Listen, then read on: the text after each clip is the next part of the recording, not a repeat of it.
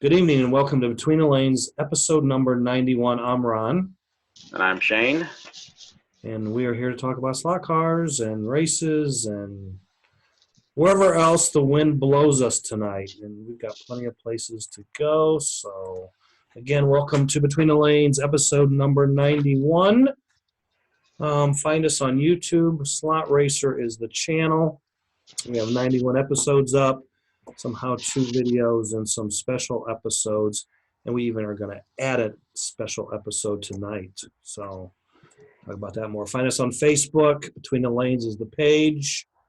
Race results. So before we do the winning report, because we're going to get caught up. I missed like 3 races because between the Nats and getting back, and so starting off, we will go to Bristol, Connecticut, where the New England Retro Racing Group had their final race of the season on April 27th. And in the Can-Am race, Vinny was your winner, Vinny Cafazzo, and Dominic Luongo was second, and Jordan Temple was third. I'm going to hold this picture for a minute because on the left is Dom, and Dom was the NERR champion in Coupe and F1 classes. And Vinny in the center was the stock car in the Can-Am champion for the 2018-19 NERR season. I hope I do this next part right because... Yeah, what else is cool about that picture? I'll go back to that picture. I think you didn't clicked it already. What is cool about that picture? You see Ernie Irvin. Do I see Ernie Irvin? Oh, yeah, I see Ernie Irvin, yeah. Yeah, that's the first thing I looked at that. I was like, oh, that's Ernie Irvin. Well, you know what else is cool about this picture? What's that? A black number 13 modified. Yeah, seen that. And then looks like he's got the panel hanging up also right above it. We're going to get back to that black 13 in a little while. So. All right. Okay, so then in the sportsman side of the NERR championship, Eric Lindsay there in the center was the sportsman Coupe and F1 class winners. And then in the center of this picture is John Russo, who was the Can-Am sportsman winner. In this picture, David Panich in the center was the stock car sportsman champion.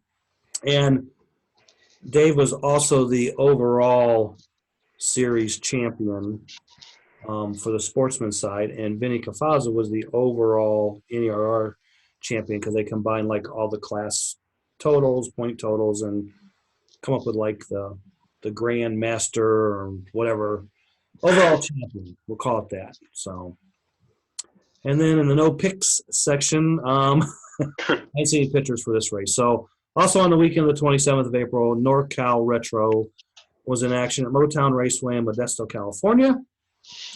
In the Can-Am class, Herman James was the winner, Jim Fowler was second, and Rocky Ramo was third. In the stock car class, Herman James pulled off the double by winning stock cars, Mark Bauer second, John Wilbur third. And in F1, Rocky Ramo won with Jim Fowler second and Mike Andrews in third. Dallas Slot Cars hosted Texas Retro Racing on the 27th of April. And in Can-Am, it was George Mikas your winner, Alan Dotson second, Ed Bazin in third. And in F1, Alan Dotson was the winner, Ken Stevens second, and George Mikas was third. And then we go down to Florida, and the Gator Retro Racing region raced at the new race place somewhere in the Daytona Beach area, and they recently built a 4-lane. I guess they called this the Roval. Is that the track that they had up at Charlotte? No, but I think it's like it. And yeah. Greg Walker built this track, and he's in a smaller store, and of course that's why it's 4 lanes. And it's right. kind of like I just looked at it, and I was remembering back to Charlotte whenever they had the slot car track out in front. Yeah, no, this is not that track. This track was built by Greg Walker. So in the Can-Am class, Mr. Brissett, a.k.a. Biscuit, was your winner. Danny Zona second. And Chassis Master Tony P in third. And then F1, Danny Zona was your winner, Jay Gard second, and Doc Doherty in third. And then we're going to go across the pond, as they say, to merry old England. And the UKRR Retro Group was at North London last weekend. And in the Can-Am class, it was, John Secchi, your winner, the young Murray Wallace in second, and Bob Hollins in third. In the saloon class, Murray Wallace was your winner, Mike Thompson second, Steve Taylor third. And if there was an F1 race, they haven't posted anything yet, so we'll probably have to post those next week. So then, while we're still in England, the British Slot Car Racing Association had their annual 32nd scale Nats. And so the BRISCA, short for British Slot Car Racing Association, they've been hosting national events since 1961. And the first 3 years, 61, 62, 63, was for rail cars. Like the cars actually rode like, not on railroad tracks, but on a rail versus a slot. And that was put on by the ECRA group. And then in 1964, they started their first slot car national championship, and it was 32nd scale cars. And over the years, they expanded into 24 scale and things like that. So in the 32 saloon class, the overall winners, top three, James Cleve, Gavin Wills, and Lee Parsons. In the main grade, I don't have a picture of the top three, but I got a picture of Richard Mack there, who is the winner, and most of us know him as making chassis, selling chassis, laser cut, EDM cut type spring steel chassis for GT12 and Eurosport classes. Pasquine was second. Josh Bryant, was third.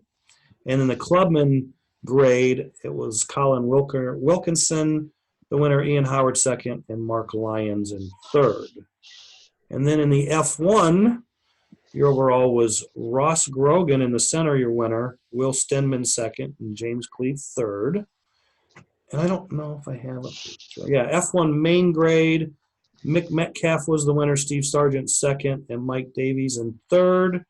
Don't have a picture, but Dick Stevenson was the clubman winner in the F1 class. And I don't have a picture because I just seen the results, but they hadn't posted a picture yet. In the 132nd Eurosport portion, overall it was James Cleve the winner, Richard Mack was second, Ross Grogan was third.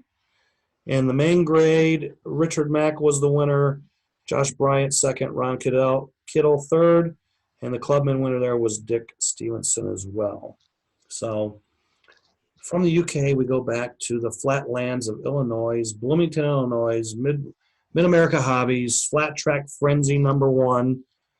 They held 3 races on the Monster Track, which used to be at Naperville, which now is in Bloomington. In the LMP class, Toby Kindig was your winner. Bill Sebenik was second. Dale Lipe was third. And then in IndyCar, Toby Kindig was the winner, pulling off the double. Bill Sebenik second, and Rick Stegan in third. And then FCR Pony Stock, Bill was your winner with Kurt Vincent second and John Vincent third. The Mid-America Phoenix Drag Nats took place at Drag Max in Marysville, California last weekend. It was a big drag race they ran like 4 classes where they had to run Phoenix motors, and then they ran another 4 classes which were, I don't know if they were local rules or some type of national rule for some different classes, but here we go. In the Mid-America Phoenix Funny Car class, the winner was Chico, and runner-up was David Aceves, which that's father and son. And the next one should have been titled different because David beat his dad in the grudge race finals. So instead of David beats dad, in my opinion, should have been David beats Goliath, but, little size difference there. So then in the no bar class, David Cooper was the winner, and the runner-up was Chico. In the dragster class, Dave Cooper on the right was the winner, and the runner-up was Justin Smithson. And then this was the AA Funny Car, James Bird was the winner. Runner-up was Brian Bailey, which I didn't have a picture of Brian. And then in the grudge class, it was Aaron Harris, the winner. And the runner-up was Dave Cooper. And in the factory stock class, Anthony Varner was the winner. Lumpy was the runner-up. Lumpy wasn't in that picture, but hey, there's Mr.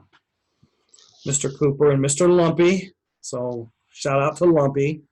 Lost his luggage and everything before. Did he? He had to make a special, I don't know, 3 or 4 hour trip to go find his suitcase. And the top dog winner of the event was Brian Cooper. And I don't know if they must have had a points deal or something based on finishes or whatever. Overall. Yeah, so the top dog winner of your Phoenix Nationals at DragMax was Brian Cooper. Congratulations to Brian and everyone else. And winner, chicken dinner. That is your winning reports. Sunday. I was waiting for like Tuesday, Wednesday, Friday. Nice. All right. So this is the weekend of May 11th. Florida Slot Car Series is a P1 Raceway down in Florida. The Rocky Mountain Retro Association is at RJ's. In Wheat Ridge, Colorado, the OCC Enduro is at HMS on the American Orange Track. And Retro East is at Speed Zone. And then starting next Monday, the 13th, the Wing Car World starts at Slot Cars R Us, the track.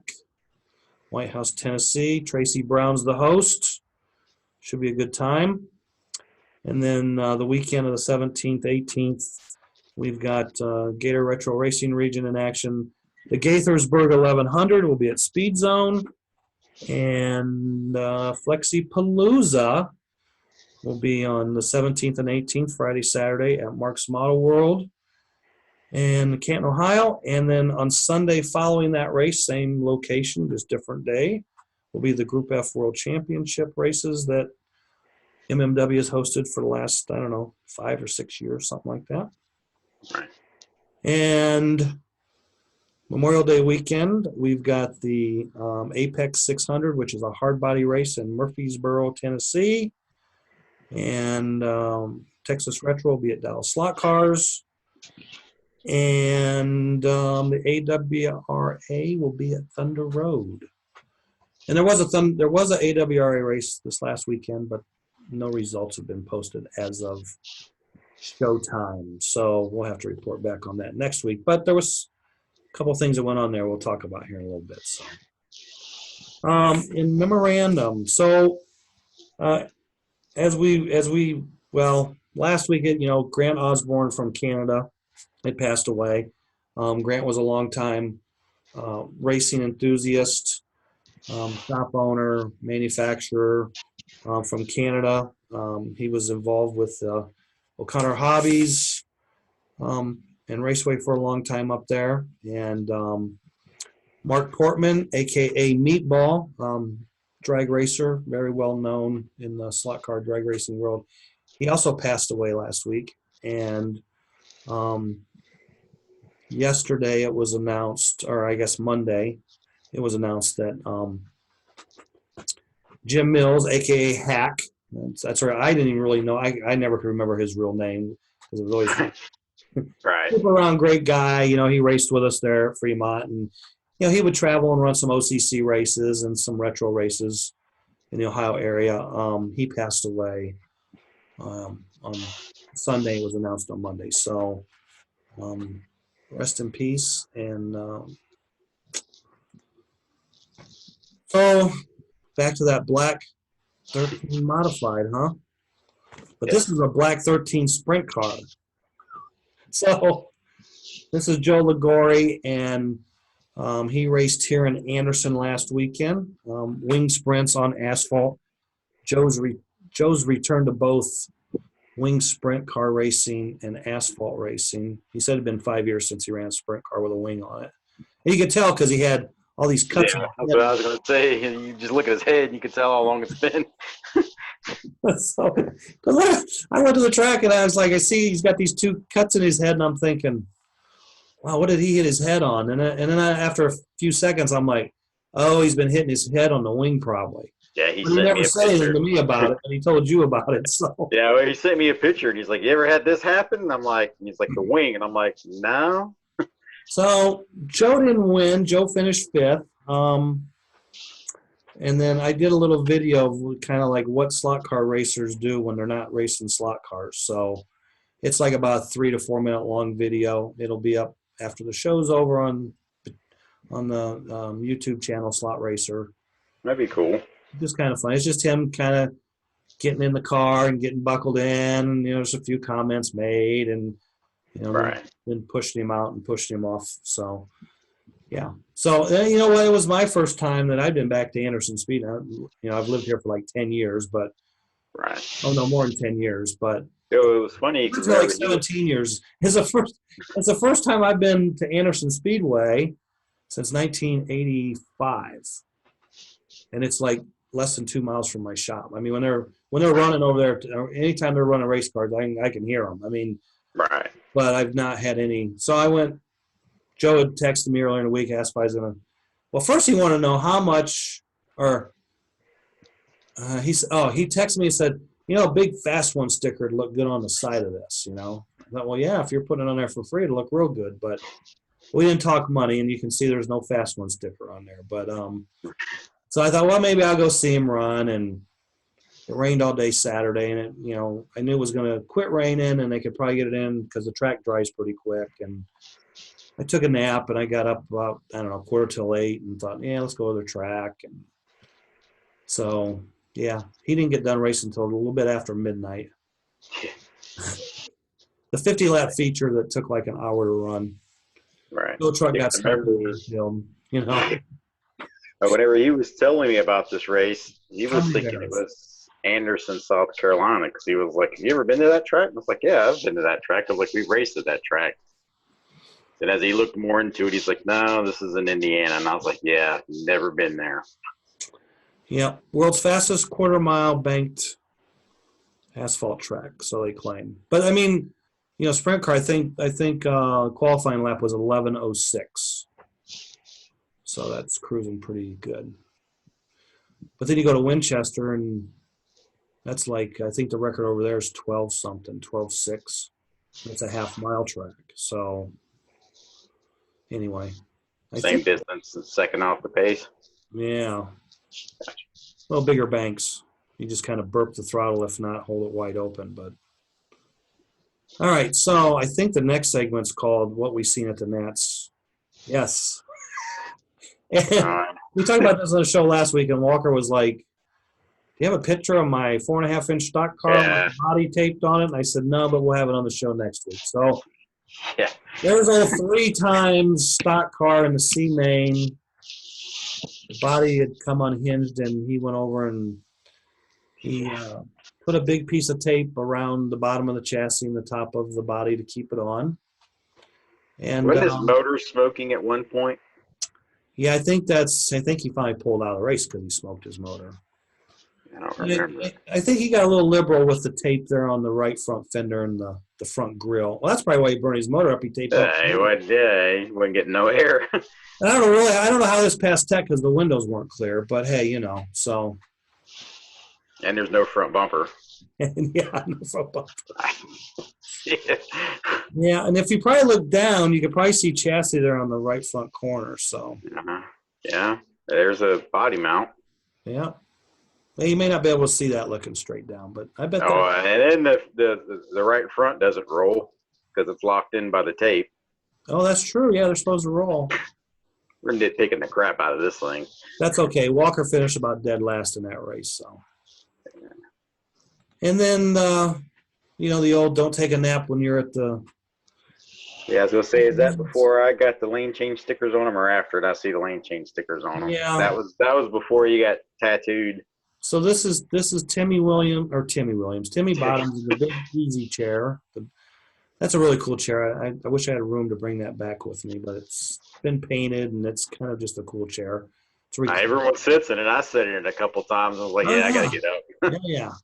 So anyway, he took a little nap, and when he woke up, he couldn't believe what happened, and Shane stickered him up, and of course he kind of got tattooed there. And I think Gugu got his fingernail. yeah, I think Google got a fingernail, and I think Big Money did the most of the artwork there, didn't he? Yeah. I So think I'm in that picture there because those look like my shoes. that could be you behind him. So Yeah. there you go. He'll be at the Flexipalooza. Is there any places around there to take a nap? Oh, lots of places that Mark's taking out. Is there? Yeah. I'm saying it's not like there. Don't You know, have, they don't got have a that chair. big recliner, but you know.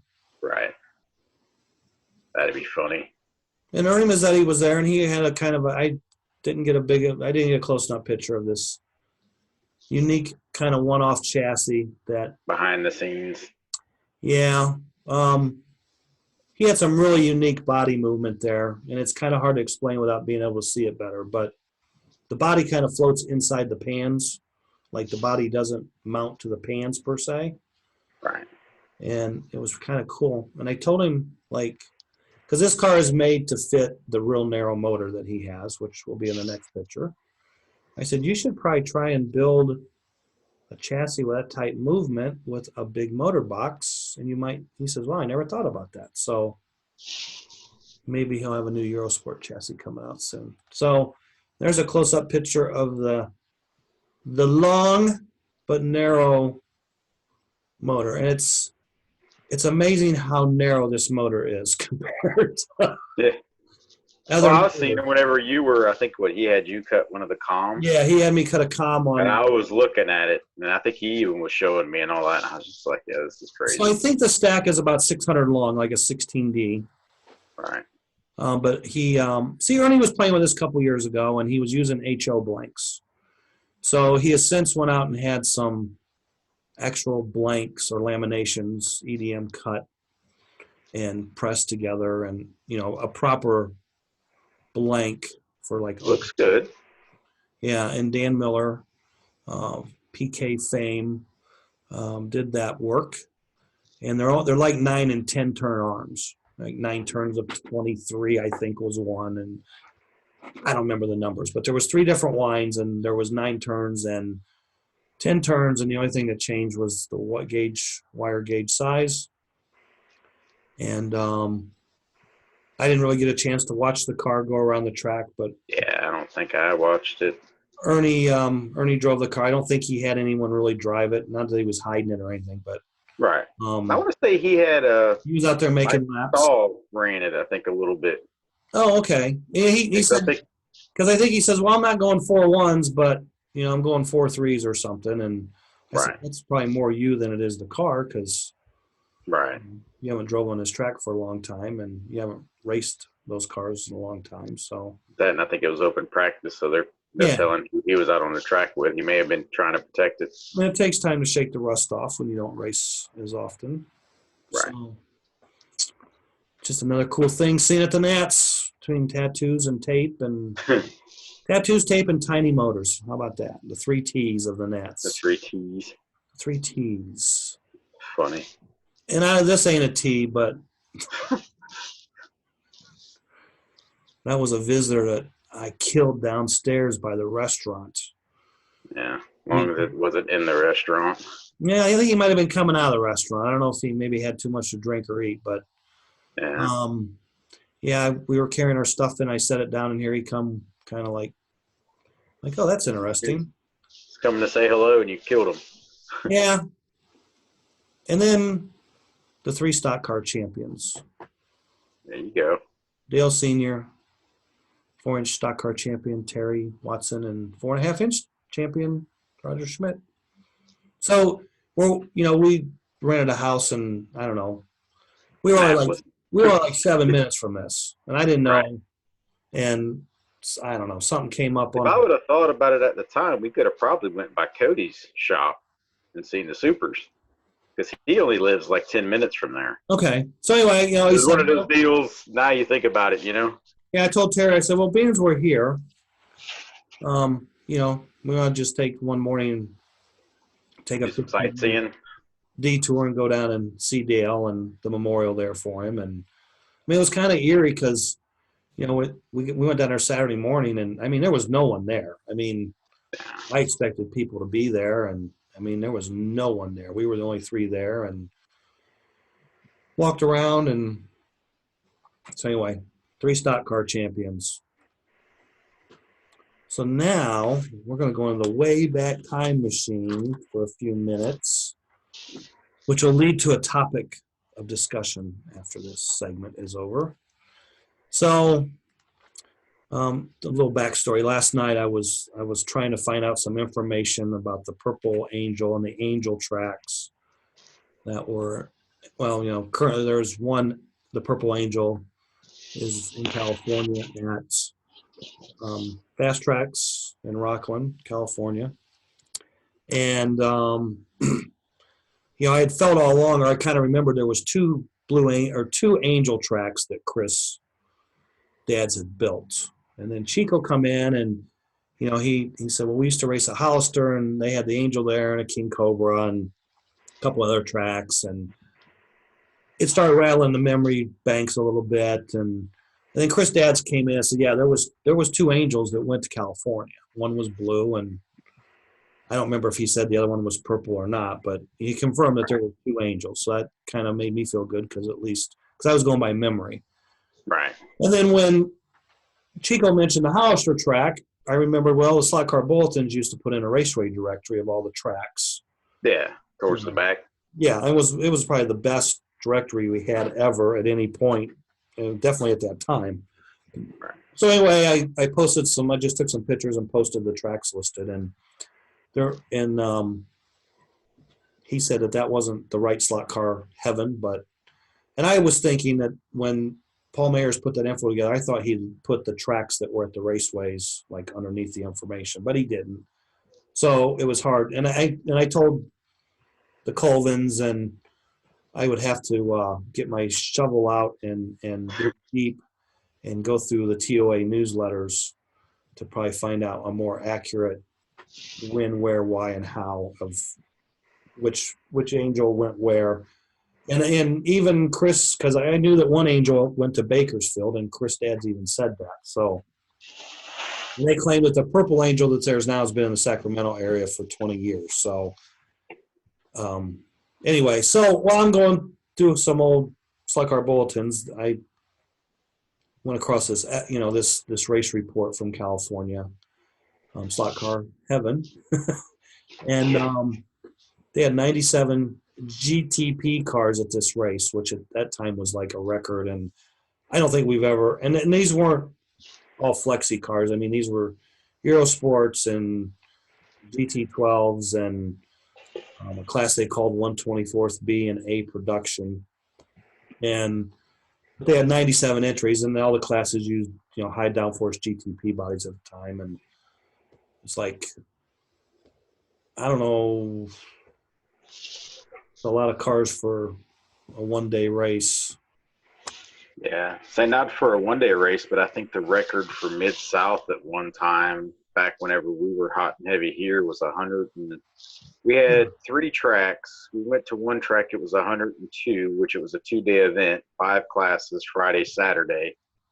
It was 102. Then we went to Race City Raceway in Morrisville. It was 103, and I think we went to Chick's Hobbies, and it was 104 entries. Right.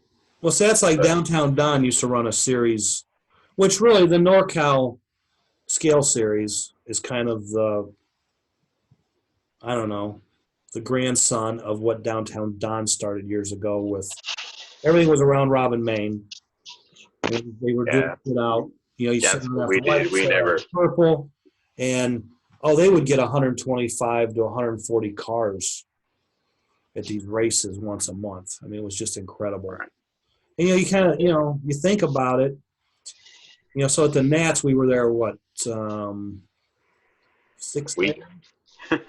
Well, I mean, we raced from Tuesday to Sunday. Yeah. Tuesday, Wednesday, Thursday. I guess that's 5 days, 6 days, and there was 200 and I forget what Shelley posted, 230 some entries or something, give or take. 232. Okay, so 232 over 7 days compared to 125 in one day. I mean, right. That's like That's a big And difference. so that's the thing is so many people came and went, like by the time you realize, oh, he's not here anymore, but he's here, Right. you know? Right. Because there was like a couple of guys that I kind of chatted with, and it's just like, hey, I'd like to, get to know them a little better, at least, exchange information. And it's like, oh, they're gone. Well, this was in 1994. So what was you doing in 1994? November of 94. What was you doing, Shane? When was I born, or what was I doing? What was you doing in November? I was gonna say you should know when I was born. 19 '94. Yeah. I was in middle school. Wow, I was geez. racing squad cars. And so was I. Hang on, let me.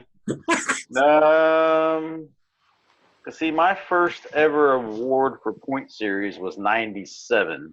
Okay. So yeah, I was just starting to race slot. Yeah, I was just starting to race slot cars. So I think that our local track here opened in '92. No, I have to reference this. My brother graduated in '93, and I remember he used to take me to the track. okay.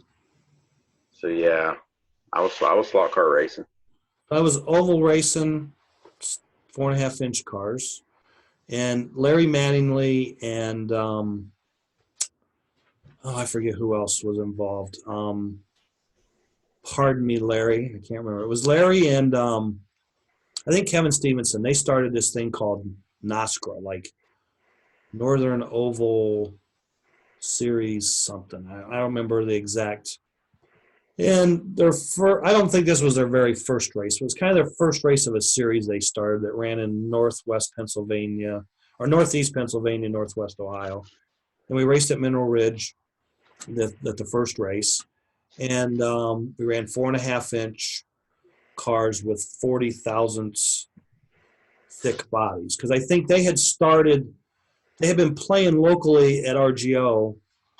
I think when Rick was in, I don't know if Rick was in Butler quite then or not yet, but Rick had a small oval and they were running there. And I think they started out with hard bodies.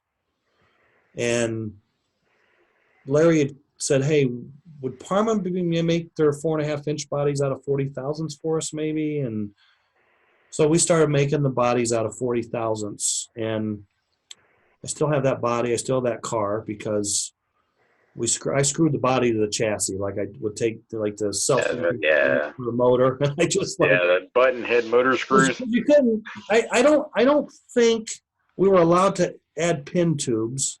And if we were, I didn't think pin tubes. I thought, I'm just gonna screw the body of the chassis. So anyway, they ran two classes. They ran a Bush class and they ran a Cup class. In the Bush class, you ran a 16D motor. In the Cup class, you ran a Super 16D motor. And this is my Super 6. This is my Cup car here, and I won that race. But then in the Bush class, that was like probably one of the ugliest oval races I've ever been in my life. Okay, so like I remember second and third lap, I remember my car going down the track and then going vertical to the ceiling and losing a bunch of laps by the time they got it on. And I lost the race by that much. So that's the next topic. What's the closest race you've won by or lost by? So anyway, I ran the guy down. Whoop, I don't know where that went. I was gonna say our race that we had up in in Chicago was pretty close. Right. Just skipped all the pictures. Yeah, that thing started going with a mind of its own. Gotcha. But that was the last picture in there anyway. And that was all, folks. So yeah, I mean, I lost that race by, I don't know, foot and a half or something. Yeah. But so what has been your closest win? Mine? Yeah, like okay, yeah, you won, but It's close. Yeah. Honestly, it was probably mine in your race at the Nats. I mean, a race that means the most to me would definitely be that one. So that race was probably, and honestly, about 16-foot difference because it was probably two sections. Because you were on the straightaway and I was coming off the kink. Yeah, because you were over by the old lap counter coming onto what I would call the lead on or turn one. And I think I was in the bank. Yeah. Or something like that. Because I remember they asked, they were like, no, Ron won it. And you're like, no, he won it because he's right there, Yeah. So okay, so that was your closest race. So I mean, as far as the race that meant the most would be that one. But other than that, it was a Mid-South race at Pickens, John Higman's place. And he used to have an oval that he modified. It was shaped like a heart. Right. Right. And you had long straightaway, bank, long straightaway, and then it did the little loop-de-loos. And it was me and Robbie Gruggett were on the same lap. And it came down to basically the last couple of seconds, and he held it wide open, came off and de-slotted and crashed past me, and they gave him the win. I'm like, huh? Yeah. Yep. And I was like, all right. So, because I've seen guys coast by people when the power goes off. And then win. And then me and Mike Isles in New Jersey, it wasn't for a win, but it was 4th and 5th. There's pictures of it. But the Nats in New Jersey, he got me on a coast by a bumper. I mean, our cars were literally like that. Yeah, I mean, so the closest I won in second place, I was ahead by the diaplane on my car. It was a wing car, International 15 race. First International 15 race I won. Right. Tom Thumb in Columbus. And it was really interesting because I could pull him through the bank into the dead man. But by the time we got to the top turn, he would be ahead of me. And we ran probably the last 10 laps like that, back, forth. And it just so happened that the power went off coming off the finger. Mm-hmm. I was on green, he was on blue. But I was that half a dial, just a dial plane, half inch in front of him. Yeah, I remembered another one since you started talking too. I guess I had a lot of close races. The AM SRA races down at Thomasville, Georgia, basically the Kelly Nats. Right. I borrowed a car to run GT12 on their Engelman, and it was me and Tim, what's his last name, Holden. I always call him Rabbit. He was at the Nats. That's how our last heat was. I would fall off, he would fall off. I would fall off, he would fall off. Like everyone, it was the last race of the week, and everyone was kind of watching it. And they were like, do either one of y'all want to win this? Right. They're like, third place is catching up because y'all are falling off. You need to kind of figure it out. And I think he won by 2 or 3 sections. So that was another close one. And then for a borrowed car in a class I'd never raced before, on a track I'd never raced before, not really having a clue, just here's a car race. Okay. And the 2 closest races I lost was half a car length twice. And Dennis Clark got me at Thaser one time on the old American Hill Climb by half a car length in Can-Am. And then Josh Crutchfield got me at Tom Thumb. I could tell you a closer race you lost. To go back in the Wayback machine, you lost by a spacer. Yeah, that's true too. Well, yeah, I was talking about it on the track, but yeah. I was gonna say 5,000th loss there, yeah. Yeah, that's probably the closest race you've ever. Yeah. Yeah. Well, actually, that was a close race. I think me and John Lasser was actually on the same lap at the end, but I was quite a bit ahead of him. But right. Yeah. And then they used to tech the cars out, like I said, in the haste to get the tires changed. Yeah. I thought the spacer fell off, and it didn't, and we put one on, and 25,000 is too wide. DQ back to 5th. So, okay. Yeah. That's the way it goes. Yeah. So we always say, on to the next one. On to the next one. Okay, so you've seen the rants. I've seen the rants after the AWA race, and this isn't any disrespect or bad reflection or anything on the AWA's part, or anybody's part. It's just just the way just a discussion. Just the way they run the races, and then there was a rant made after the event about 2 things. One was turn marshaling, and one was race format. So, and as far as turn marshaling goes, I always say if you're here to race, you're here to marshal, because if you're going to race, you're going to marshal. And unless there's some kind of emergency, whether it be a medical emergency or physical thing or something, then go find a substitute.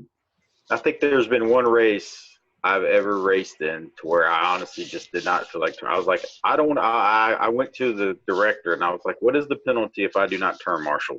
Right. And he said it is I think he said it was like a $20 fine. And I says, here's $20. I'm paying my fine. I am not turn marshaling. Yep. And that was it. And everyone's seen it, and it was just, they had a volunteer, and I think I ended up buying a volunteer turn marshal lunch. So it actually cost me more than $20. I just did not feel like turn marshaling. I was just like, I'm done. Yeah, my basic feeling and theory on marshaling is if you race, you marshal. Mm-hmm. And if you don't want to marshal or can't marshal, then you need to find a substitute. But that substitute has to be acceptable to the guys racing. I mean, right. You have someone that doesn't know how to marshal and say, here's a substitute. That doesn't cut it either. So, but in this case, I guess the complaint was a guy didn't marshal because he was over sitting working on his car. And the guy complaining really didn't want to call it. Well, my thing is, if they're supposed to be marshaling and they're working on their car instead, and they don't have you need to bring it to the race director's attention and get that addressed. Because and this leads into the second part of what he was complaining about. If you have two races, you got 16 guys in class, you got 8 guys in one race, 8 in the other. Right. And the first race has 8 marshals, and then the second race comes up and they're a marshal short. That's a disadvantage to them. Right. I mean, both races should have 8 and 8. Yeah, as equal as possible, racers and marshals, both sides. Right. So sometimes I don't know. I mean, if you have 8 and 7, well, that car when 7's on the track, 8 are marshaling. What was it? I think it was one of the races at the Nats where we were short a marshal, and they basically said everyone in the A main is to volunteer at least one heat to turn marshal. Right. Yep. And I was like, fair enough. Yep. Right. So, yeah. So as far as marshaling goes, if you're racing, you're marshaling. I mean, I'm sorry. That's part of racing. Yeah. And I mean, and just like we talked earlier, if you don't feel like marshaling, then find out what the fine is, And that's the thing is after I paid the fine and I bought the guy lunch who helped, everyone was cool with it. And they're like, what's going on? And I was just like, tired. I've been here all day. I think I had a headache, and I wanted to be away from the motors, So then the second rant was the race format, is the way I seen it, and the rant was, when you have multiple mains in a class, and I think in this class they had at least 2 mains. There was sentiment sentiment for a racer who won his race, but had no chance of winning overall because of the traffic and wrecking going on in the lower main. And then when he did win the race, he got no credit at all for it. And only the elite racers in the A main get all the credit and glory for the top 3 positions. So, the cure is pretty simple. You should always award. I'm talking, major races or series races. I think that the lower main winner should be rewarded with some kind of a generic first, like in FNRS, we have the main winner plaques for the guys who win the lower mains. And, that's kind of like, that should just be a given. Just have a generic main winner plaque for your series. So it's just like at the Nats, I was joking around saying I'm a 2-time C-Main national champion. Right. And see that, I could talk for the next hour about some of the stuff that went on at the Nats, but I mean, there was no, and I don't recall, but I don't think there was any pictures taken of the podiums in the lower mains. I don't think there was, now that I think about it. Right. And I don't think there was any pictures or not very many pictures of winning cars. I mean, people took pictures of their cars and they put them up. Right. As far as the organization, giving credit where credit was due to the racers of their organization, there really wasn't very much of that. So I think that all lower main drivers should always get credit. They should have a podium picture, and hopefully the winner. Yeah, because now that I think about it, So I won the C main in production, won the C main in Pro GT12.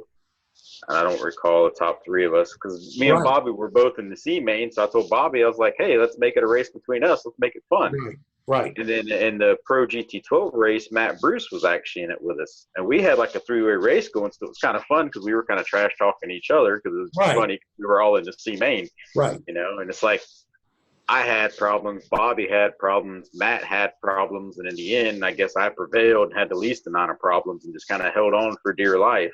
Right. You know, but it was still fun, you Right. know. And So, then like the A main guys were marching and they were laughing. They were like, that was kind of a fun race to watch, you know. right. So I think the solution to part of the rant is real simple. You just start taking photos of the lower main top three, along with getting a generic plaque or whatever made for the winners of those lower mains.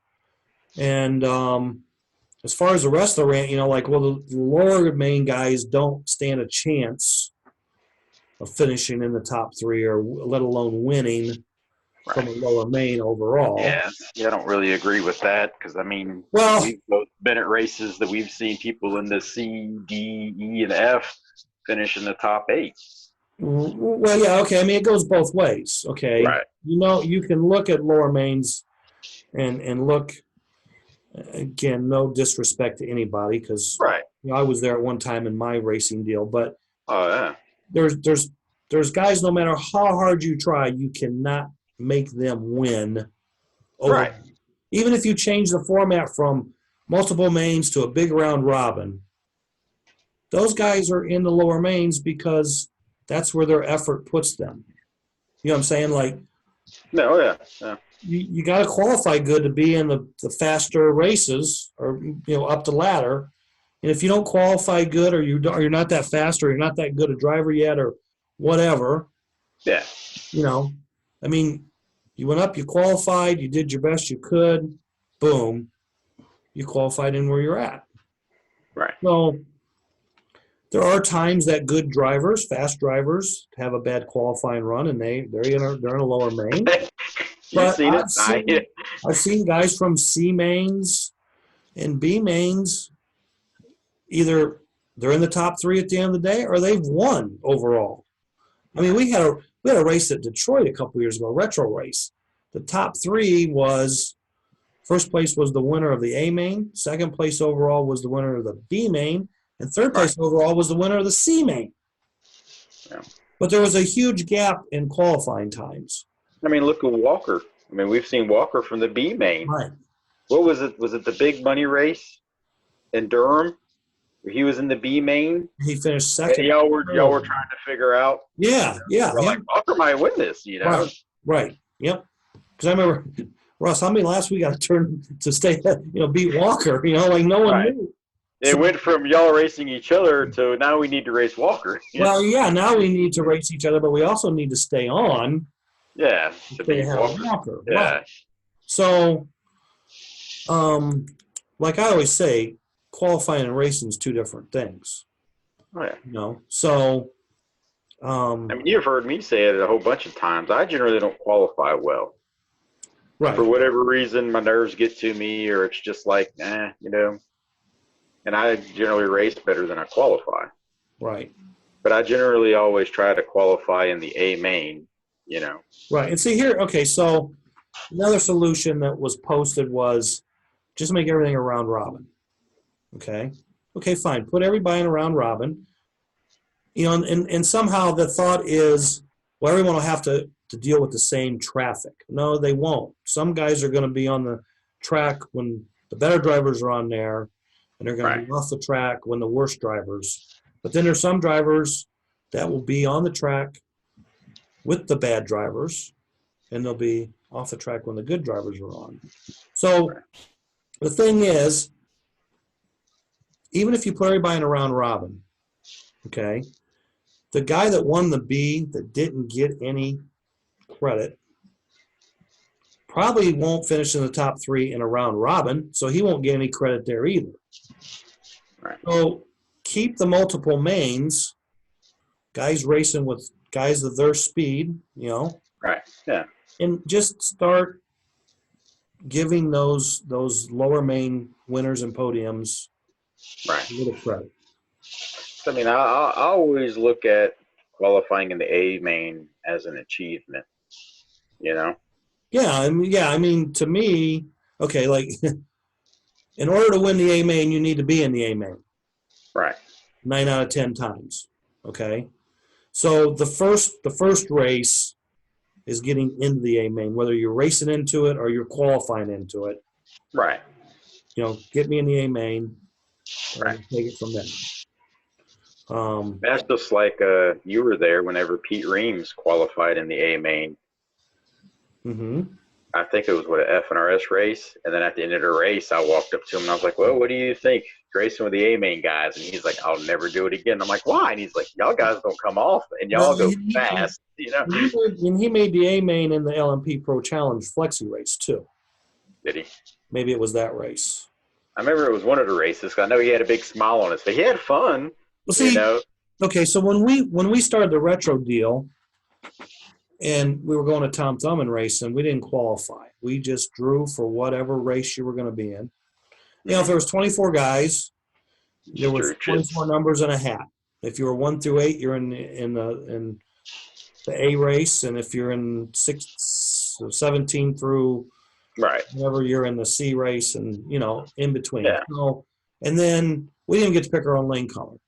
Yeah. Now, I believe racing like that will make you a better racer when you race different guys at different levels in the same race. Right. But at some point, we decided we needed to start qualifying and putting the fast 8 in the A and the second 8 in the B and again, it didn't change anything overall. It was still the same guys at the top, same guys in the middle, same guys at the bottom. But the guys in the lower mains liked it better that way. Yeah, it's less pressure. It wasn't as intense. Not have to worry about letting somebody go every 5 or 6 laps. Or, right. Oh, he's coming, I got to stay out of his way. They're more worried about staying out of someone's way than they are actually racing. And going to that system made a lot of those guys better racers.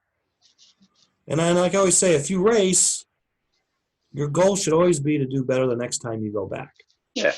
So if you're in a C main, your goal needs to be, don't worry about winning the A main. You're a long way from that. Right. Worry about getting into the B main. Well, it's like like George, for instance. We kind of took George underneath our wing, and I always tell him, set realistic goals. Right. As long as you have a realistic goal, you always win at something. Right. Okay, we went to one race for FNRS. He went to us. He was in the C main. We went back the second year. He was in the B main. Right. And it's just like, he had the time of his life. But you have to work your way into your comfort zone. Like you said, like Pete Reams. Well, I don't want to race with those guys again. Yeah. It's like, why not? He's like, Right. Hey, I asked George at the Nats, hey, you got a car to be in the A main? I don't want to race the A main. Why not? He's like, no. I want to be in the B main. It's like, well, all right. Let's dial her back a little bit. That's where he's comfortable. So, and it's like, I sit here and I think about it. Okay, me and you are technically A main drivers. It's like, are we really that bad? Right. You know what I mean? Right. It's like, if I only have 3 hours of sleep and we're starting to race at 1 o'clock in the morning, I was pretty bad. Right. But, all things considering that went on that week and it's the last race, then I wouldn't have wanted to be in that main either, you know? Right. And then it's going to be over soon too. So it's like, it's going to be all over finally. That race was over and it was just like, I'll come back tomorrow. I'm going to watch the Eurosport race. Well, it was pack up. And, I think me and Walt talked about this last. It was kind of stupid we got done at 2 a.m, but a little scheduling change would have fixed that. We would still got there at midnight, but midnight's better than 2 a.m. Yeah. So it was an all-day affair, and then some. And the scary part is we had 28 cars. What if we had 38 cars? By that time and everything, my fun meter was pegged. I was just like, yep. I was like, I am good. We went back off camera in the room, acted like a 2-year-old. I was like, all right, I'm good. I'm better, Ended a race. I gave my apologies to people who needed apologies. Right. It's all good. On to the next one. Yep. So. All right. That's kind of all I got for this week. Yeah, no racing for me this week. I would say I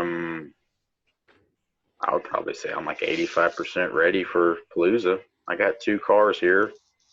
Bodies are painted. I got my tire truers dialed in for what size I'm going to do tires. Hotels booked. Time has been approved for vacation. I'm just counting down the days. The checklist is complete. Yeah. Don't really need a lot of stuff.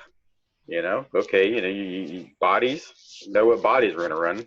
Right. Motors, we know what motors we're going to run. We get gears, don't have to worry about pinions. Because you get one of those, it's just like, all right, you got to figure out your spur, Yeah. It's like the simplest race to get ready for. Yeah, it's like. Or one of them. I mean, you see my little blue tote that has wheels I bring around. Everyone always thinks it's a Miller Welder because it's blue. I'm bringing that. I'm putting everything in that. Right. I got that. My bag of clothes. That's it. I think we're bringing a table and 2 chairs. And then I don't think Bobby's bringing a whole bunch of stuff either. Right. That's just there's really no need to. Like when I went to the first one in Detroit, I brought probably more than what I should have because I didn't know. But now, my second year, it's a Mark's. Mark has plenty of parts. There's plenty of people there that I know if I need something, all I got to do is tap them on the shoulder and say, hey, Right. So, yeah, just counting down the days for that. Cool. I'm sure the closer it gets, we'll have a more efficient schedule. I haven't even started yet. Yeah, you already showed me your box of parts. Yeah. So. Oh, well. Did you get your bodies painted? Nope.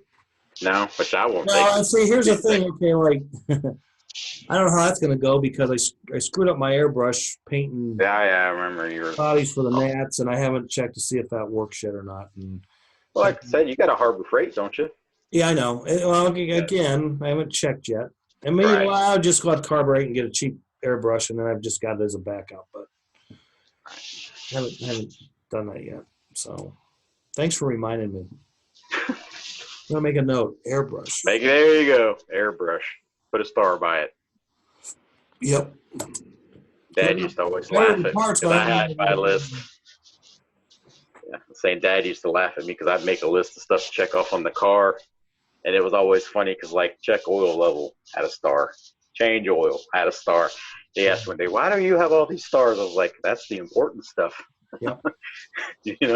Like the asterisk. Yep. So. Okay. Well, till next week, enjoy this episode and check out the special episode with Joe Ligori. Then we have a special word. I already thought of it whenever we were talking race dates, and I kind of looked. You go for it because I hadn't even thought about it. Special word is this coming Sunday, if I'm looking at the calendar correctly, is Mother's Day. Oh, that's right. Don't forget your moms. Without them, there would be no us. That's right. Which some people wish there was no us, but hey, sorry. There you go. So what's the secret word then? Mother or Mother's Day? Let's say Mother's Day. Mother's Day is the secret word or the word of the show. Cool. Oh, you there were some cheering mothers for the junior LMP race. Okay, so let me ask you this question real quick before we go down. Because I thought about this earlier when I was looking at that old oval race in '94. So, has your mom ever went and watched you run slot cars? She went 2 times. Okay. My mom only went 1 time. And my dad only went 1 time. My mom went to that oval race that we talked about. So, yeah. My dad never seen me race because he had passed before I actually started racing. Sure. My stepdad, he would get off on Fridays and like he would call up to the track and say, hey, has Shane raced his race yet?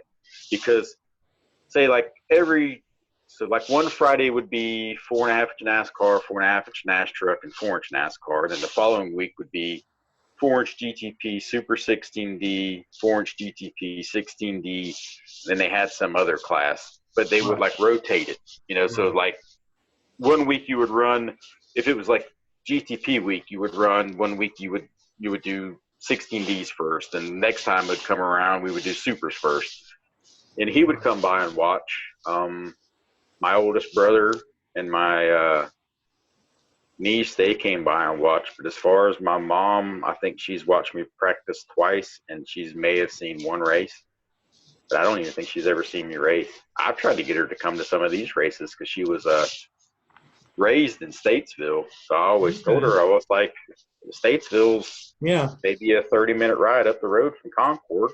Right. I was like, which, I mean, nothing's the same, or she probably wouldn't remember it, but still. Right. I've always told her, but good news is his mom is now semi-retired, so you never know. You might see her at a race. Because my dad, he never raced slot cars. I don't know if he knew what they were for sure, but he never raced, and he never took us kids to a track. Right. I didn't know what slot cars were until I was 18 years old. So we had the building, had newspaper all over it, and said JNMRC Hobbies, and I would always spend the weekends at the shop with Dad. And then he was bringing me home one day, and I was like, hey, let's check this out. Walked in, and it was over. Yeah, cool story. He was walking around looking, and I was looking, and then, like I said, that had to be 92, 93, something like that. Yeah, cool. So when it all started, and I think since 92, I may have took a 4 to 5 year hiatus from racing because our local track closed down. I was in school, didn't have my license, and the closest track to me was Myrtle Beach. Got my license, and then started going to Myrtle Beach to race. Here's how diehard I was. We would run deliveries to Myrtle Beach, which is about an hour and a half, 2 hours from work. So on Friday, they raced on Fridays at 7. So I would run deliveries to Myrtle Beach, right? Put my slot car stuff in the truck and would leave it there.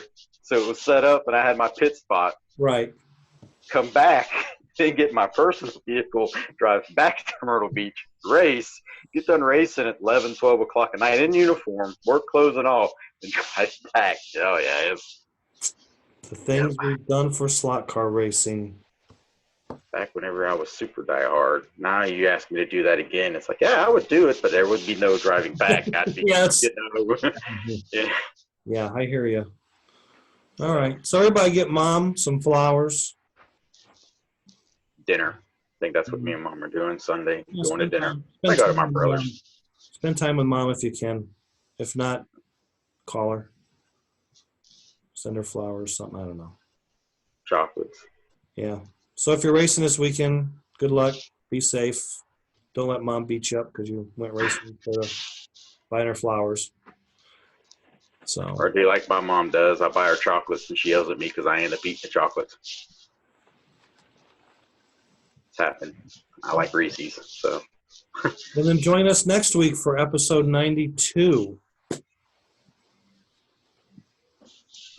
all I got. I'm good. Past my bedtime almost. Yeah. Happy Mother's Day. Yep. Happy Mother's Day. We're out of here. Bye. Bye.